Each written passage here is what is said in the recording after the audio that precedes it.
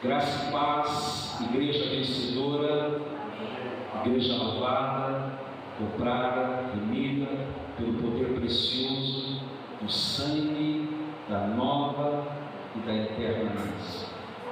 Pode sentar na presença de Deus. Glória a Deus.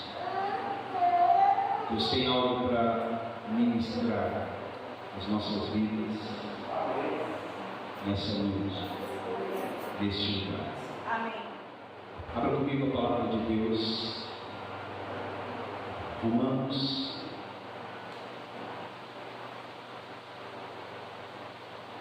capítulo 8,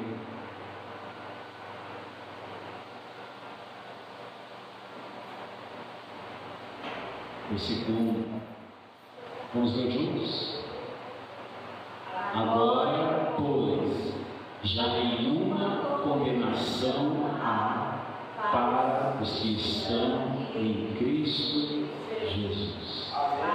Amém? E por que nenhuma condenação há? Porque Cristo já nos resgatou da maldição da condenação. Amém? O preço já foi pago. Tudo está consumado. Tetelestai. O sentimento, queridos, de acusação, de condenação, ele está na origem de todos os nossos problemas espirituais. E o nosso real inimigo, o nosso verdadeiro inimigo, Satanás, que significa acusador, este é o seu principal trabalho. Apocalipse 12, 10 diz que ele aponta as nossas faltas constantemente. Ele é aquele que nos acusa de dia e de noite. O seu alvo é trazer acusação à vida de cada um de nós, à vida do crente, e ainda assim não ser detectado. Na verdade, muitos crentes confundem a acusação do diabo com o convencimento do Espírito Santo, pensando que é Deus que está trazendo esse sentimento de acusação. O sentimento de acusação e de condenação, Romanos diz, Romanos 8:1 é a porta dessa grande entrada para a vida no Espírito, quando ele declara: nenhuma condenação há para aqueles que estão em Cristo Jesus. Amém? Agora não há mais condenação entre Deus e nós. Não há mais nenhuma condenação sobre a minha vida. Não há mais nenhuma condenação sobre a sua vida. Não há mais nenhuma condenação sobre a vida dos nossos filhos. No capítulo 7 de Romanos, Paulo estava lutando contra a lei. E ele disse que a lei é santa, e o mandamento santo, justo e bom. Mas nós somos, Paulo diz, carnais. E quanto mais tentamos cumprir a lei, mais o pecado se manifesta.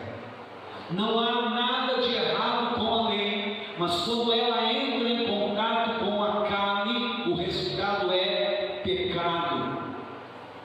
Deus, ouça isso em nome de Jesus, Deus, ele deu a lei para que por ela viesse o conhecimento do pecado. E o que acontece quando você tem o conhecimento do pecado? Condenação. E é por isso que o diabo gosta de usar a lei, pois por meio dela ele nos condena constantemente, ele nos oprime. Nos dias de Adão, lá em Gênesis, quando Adão pecou, primeiro ele sentiu vergonha, e depois ele foi tomado por um sentimento de medo. E quando o Senhor veio para ter comunhão na viração do dia com Adão, Adão foge com medo e diz: ouvi a tua voz no jardim, e porque estava nu tive medo e eu me escondi.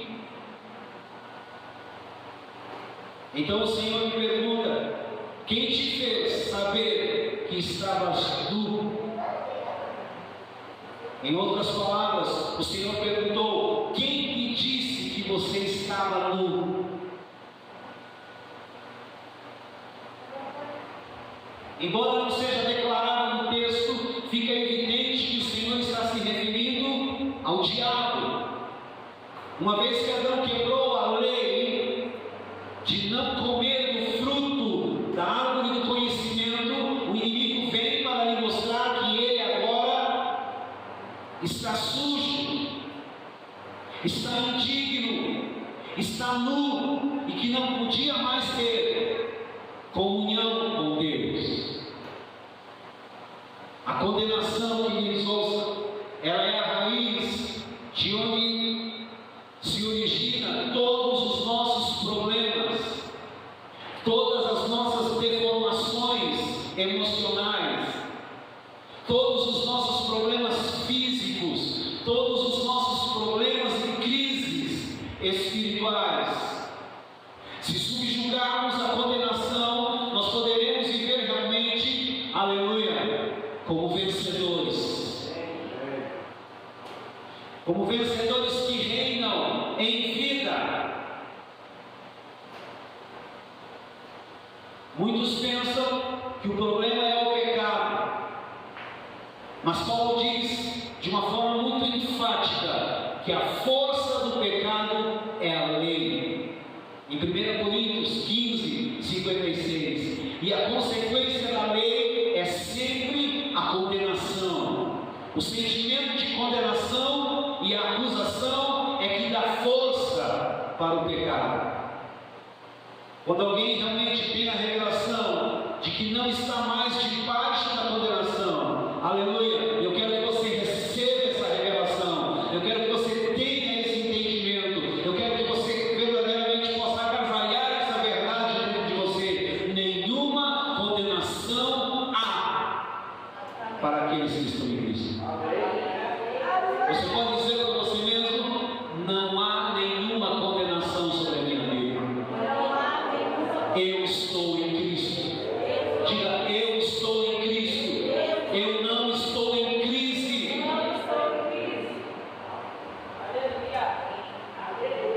Em João 8,10, o Senhor disse àquela mulher que fora flagrada em adultério, o Senhor disse a ela uma palavra. O Senhor disse a ela: nem tampouco eu te condeno. A mulher só poderia cumprir a ordem de não pecar mais, porque tinha recebido um tom da não condenação. Quem se sente debaixo de condenação está condenado a repetir o pecado sempre. Estar debaixo da lei é o mesmo que estar debaixo de condenação. Paulo disse que o pecado, ouça isso, não terá mais domínio sobre nós, porque não estamos debaixo da lei. Nós estamos onde? Diga comigo: nós estamos debaixo da graça. Olha para a pessoa que está ao seu lado e diga assim: você está debaixo da graça de Deus. E o pecado não tem domínio sobre a sua vida.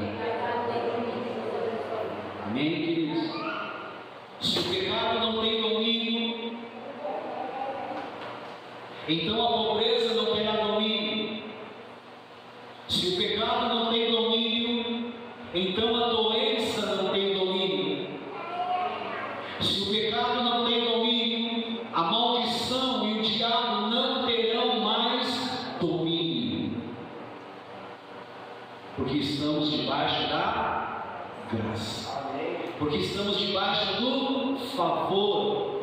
obedecido.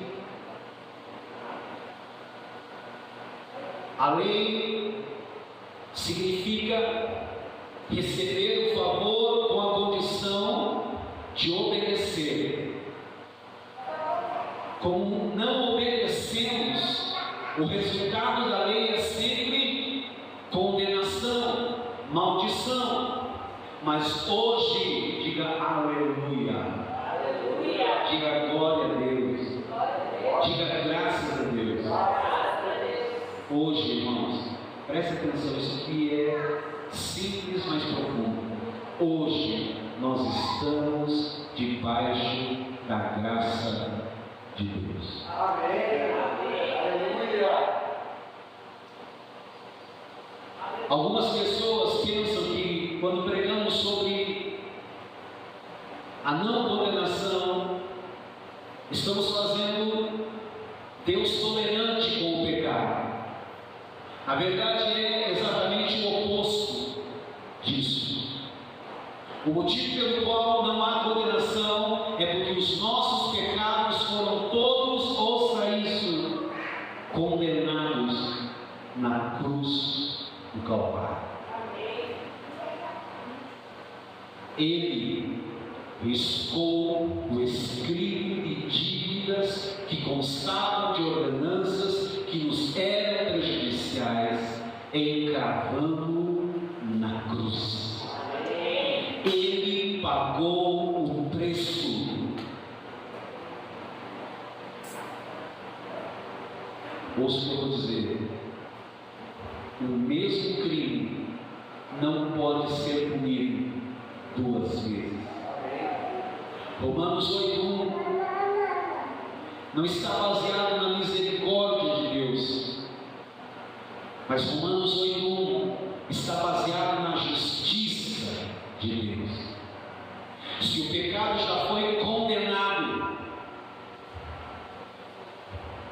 se Cristo nos resgatou da maldição, da condenação, da maldição da morte, da maldição da miséria, da maldição da enfermidade, tudo que Jesus Cristo conquistou na cruz é teu direito, é tua herança, tome posse.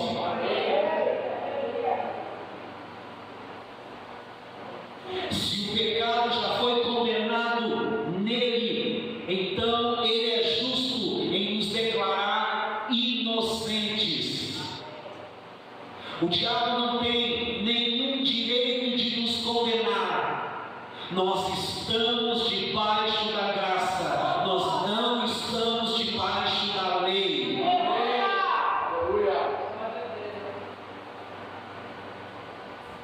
Olhe para mim. Sei que ainda pecamos, mas a resposta a toda acusação e condenação é que o sangue de Jesus nos lava. O sangue de Jesus nos limpa. O sangue de Jesus nos purifica. O sangue de Jesus, como nós declaramos aqui, nos dá uma eterna redenção. Pelo sangue de Jesus nós somos perdoados, santificados, justificados. Temos livre acesso hoje diante do trono da graça, a fim de alcançar misericórdia em tempo oportuno. Portanto, queridos, se ainda pecamos,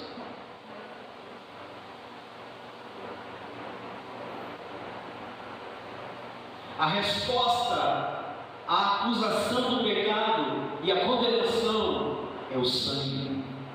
O sangue foi a moeda que pagou o nosso resgate. Cristo nos comprou com o seu sangue para Deus. Nós somos hoje, preste atenção, propriedade exclusiva de Deus. Aleluia.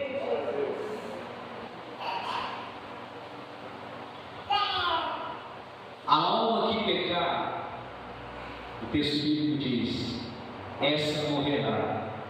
Esse era o veredito da lei.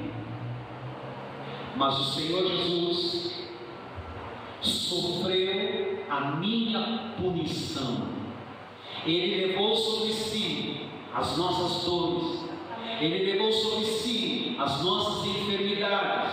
Ele levou sobre si toda a nossa miséria. Ele levou sobre si a nossa condenação, o nosso pecado. Sem pecado, Ele se fez pecado, para que nós fôssemos feitos para Deus o Pai justiça. Ele sofreu a minha punição, a punição da morte, por causa dos meus pecados. Ele tomou sobre si as nossas iniquidades. O castigo que nos traz a paz estava sobre Ele. Como podemos perceber que estamos debaixo de condenação?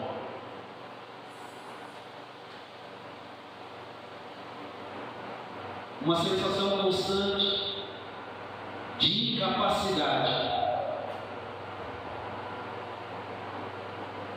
Quando estamos debaixo de condenação, estamos sempre procurando o culpado, por estarmos vivendo dessa forma, por estarmos desse jeito, por isso está acontecendo. Quando estamos debaixo de condenação, estamos sempre nos escondendo de Deus. Quando estamos debaixo de condenação, temos um sentimento de complacência, de passividade e de autopunição. Quando estamos debaixo de condenação, ouça isso, temos um sentimento de inferioridade. Mas eu quero dizer para você, não creia nas acusações, mas creia que você está no sangue.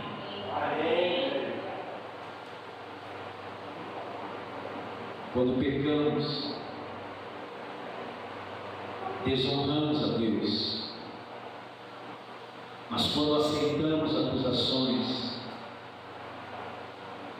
desonramos muito mais.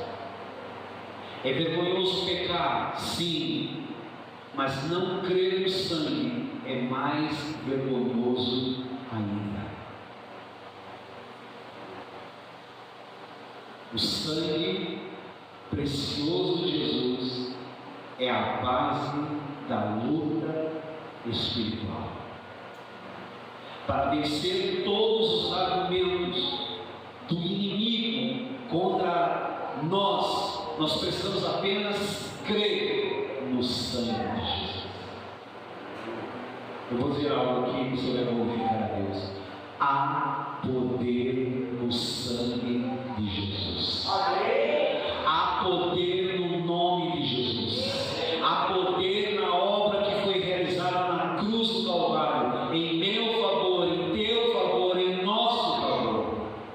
Quem aceita acusações de Satanás está negando o poder do sangue da cruz. Uma vez que você aceita o sangue, o poder de Satanás, ele está quebrado na sua vida, ele está anulado na sua vida, ele não tem mais poder na sua vida, porque eles o venceram pelo sangue do Cordeiro. O Espírito Santo, ele é a pessoa mais importante das nossas vidas neste lugar. O Espírito Santo, ouça, ele é o selo de Deus em nós. Olhe para a pessoa que está ao seu lado. Você não está vendo, mas ela tem um selo. A Bíblia diz que nós fomos selados para o dia da nossa redenção. Selo, ouça, significa segurança. Selo significa, ouça, garantia. Mas o Espírito Santo também é testemunha. A testemunha é aquela que fala do que tem visto e ouvido. A maioria dos crentes pensa no Espírito Santo unicamente como poder de Deus. Para esses, a comunhão com o Espírito Santo é apenas para ter poder para pregar, poder para expulsar demônios, poder para curar enfermos. No entanto, o Senhor disse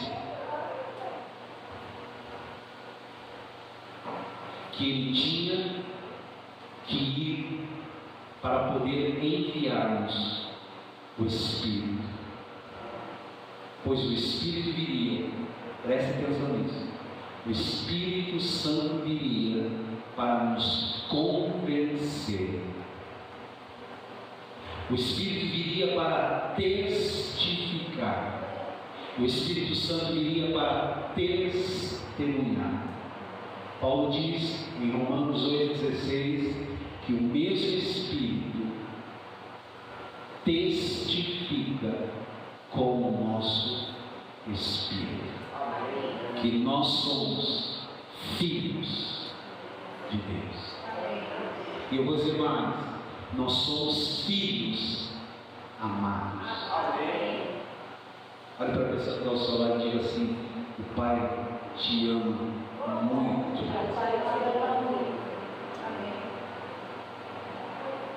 Jesus disse claramente que o Espírito Santo viria para convencer. Sim? Sim? O Espírito Santo viria para convencer e não para condenar.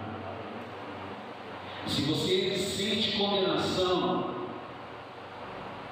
então não é obra do Espírito Santo. Ele veio para nos convencer de quê? Para convencer do pecado, da justiça e do juízo. João 8, João 16, versículos 7 a 11. Em primeiro lugar, o Espírito convence do pecado. Veja que pecado está no singular, indicando a condição ou natureza pecaminosa. Ele não fica nos incomodando, ele não fica nos perturbando, ele não fica nos mostrando os nossos pecados no plural o tempo todo. Ninguém consegue viver com alguém que constantemente está apontando os seus pecados. É difícil desfrutar da vida ao lado de uma pessoa crítica que nos importuna o tempo todo. Mas aqueles que conseguem ver em nós virtudes, habilidades, talentos, são os melhores amigos que nós temos. Somos atraídos por pessoas que acreditam em nós e veem em nós potencial. E esse é o testificar do Espírito Santo com o nosso amigo. Depois Jesus disse que o Espírito iria convencer da justiça. Porque ele completou com a expressão: porque vou para o Pai e não me vereis mais. Simplesmente porque, enquanto estava com os discípulos, eles podiam ver sua face amorosa e seus olhos de aceitação. E o Espírito Santo, que nos convence da justiça. A justiça do Novo Testamento, ouça isso, é a justiça de Cristo, que já nos foi dada pela graça, por meio da fé. Nós não vemos justiça em nós mesmos, por isso precisamos que o Espírito Santo testifique em nosso interior que nós somos justos por causa de Cristo. Diga: eu sou o que a Bíblia diz que eu sou. Diga: eu posso o que a Bíblia diz que eu posso. E eu tenho o que a Bíblia diz que eu tenho. E a Bíblia diz que eu sou justiça de Deus. E se a Bíblia diz, eu sou. Amém? E se ela diz que eu sou, eu não vou contradizer a Bíblia. Eu sou justiça de Deus. E muito pode em sua eficácia a oração de um justo. Deus não vai me ouvir porque eu sou bonzinho. Deus vai me ouvir porque eu sou justiça de Deus aqui na terra. Por fim, o Senhor disse que o Espírito iria nos convencer do juízo. Porque o príncipe deste mundo, aleluia, já está julgado. Veja, queridos, que é o diabo que já está julgado. Veja, meu querido, minha querida, que é o diabo que já está condenado. E não somos nós. O juízo é sobre o príncipe deste mundo, Satanás, e não sobre os filhos de Deus, não sobre a igreja do Senhor Jesus Cristo. Romanos 8:15, 16, vamos ler esse texto da palavra de Deus.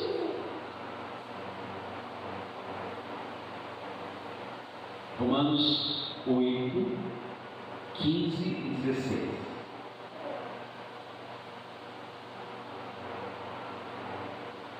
Vamos lá. Vamos ler juntos? Porque não recebestes o espírito de escravidão para viverdes outra vez atemorizados, mas recebestes o espírito de adoção, baseado no qual clamamos: Abba, Pai. O próprio Espírito testifica com o nosso espírito que somos o quê? Filhos de Deus. Aleluia. A palavra adoção aqui em Romanos seria melhor, ou seria mais bem traduzida como filiação, pois recebemos o poder de sermos feitos filhos de Deus. Portanto, a adoção aqui significa aquela através da qual pessoas tomam filhos de outros para serem seus próprios filhos. E o que é esse espírito de adoção? É o próprio Espírito Santo testificando em nosso interior que nós somos filhos de Deus. Ele colocou o espírito de filiação em nós, e por esse espírito nós clamamos aqui neste lugar: Pai, Tu que estás nos céus, e ao mesmo tempo habitas em nosso coração. Santificado seja o Teu nome, venha o Teu reino, seja feita a Tua vontade, assim na terra como no céu. Somos filhos. Diga: sou filho. Mas o Espírito testifica com o nosso Espírito que somos filhos de Deus. O inimigo está constantemente tentando impedir o testificar de que somos filhos e filhos amados, porque sabe o que significa isso para Deus? Filhos reinam, filhos governam, filhos têm direitos, filhos herdam, filhos têm autoridade.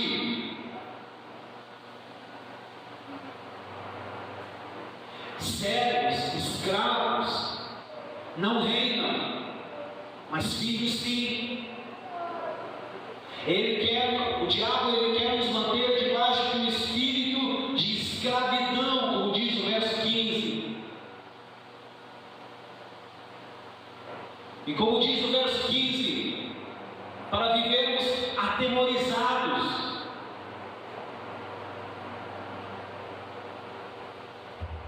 Vamos abrir Hebreus, capítulo 10, versículo 15 a 17.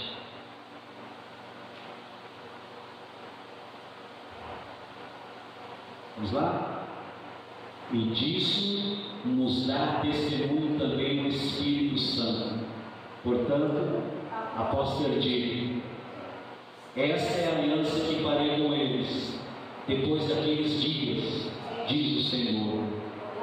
Porei no seu coração as minhas leis, e sobre as suas mentes as inscreverei.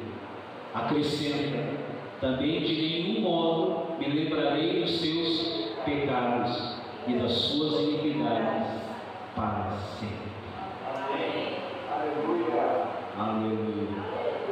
Glória a Deus. O Espírito Santo, queridos, nos dá testemunho de que nós fomos completamente perdoados. Aqui o testemunho é para nós e não em nós. Algumas pessoas ficam procurando sentir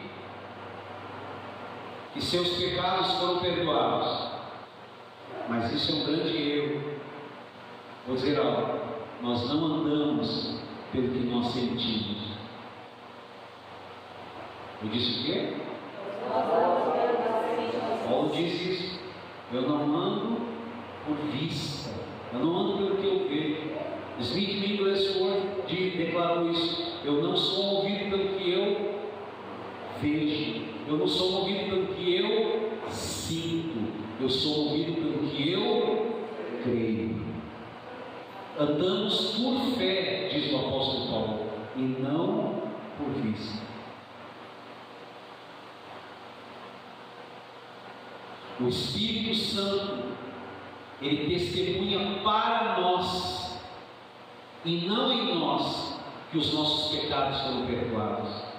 Os nossos pecados foram todos cravados na cruz.